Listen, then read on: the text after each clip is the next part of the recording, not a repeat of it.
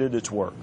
All right, you told me right here that you have evidence that not only are they, meaning the Obama administration, hiding it, but there is intent to hide it. I can't disclose that evidence yet, but I have evidence that there was a systemic, intentional decision to withhold certain documents from Congress. Will we see those documents?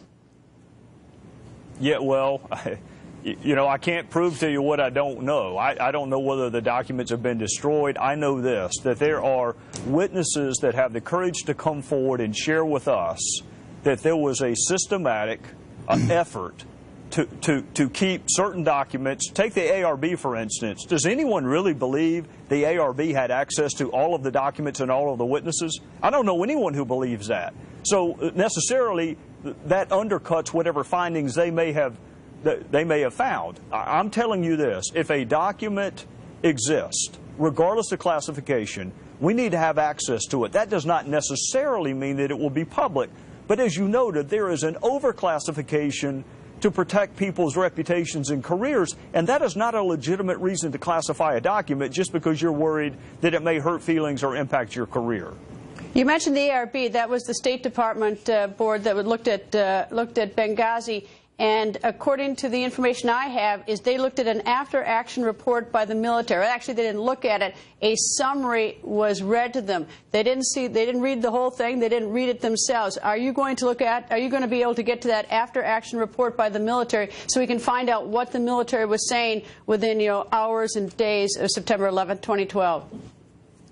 Yes, ma'am. I'm not going to rely on any summaries. Greta, you are a very good lawyer. There's a reason you can't just summarize evidence in front of the jury. The jury has a right to hear the question. They can judge the credibility of the witness. The credibility can be impeached. I'm not interested in summaries. I'm not interested in synopses. I'm interested in access to the document and the witness, and I'll decide whether or not I think the appropriate questions were asked in the past.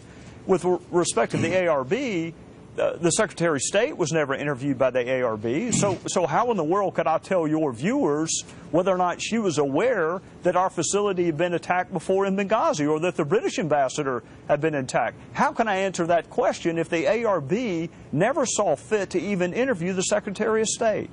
There's another document that was tweeted today, or a series of documents, an idea, the PDBs, the Presidential Daily Briefings for September 11th, 12th, 13th, 14th, I don't know what days, but there is some precedent for the Bush administration releasing it. Those are the briefings from the CIA to the President. That would tell us what the intelligence community from the CIA thought happened on the 10th, or on the 11th, 12th, and 13th. Will you seek to see those, and will you urge a disclosure of those to the people?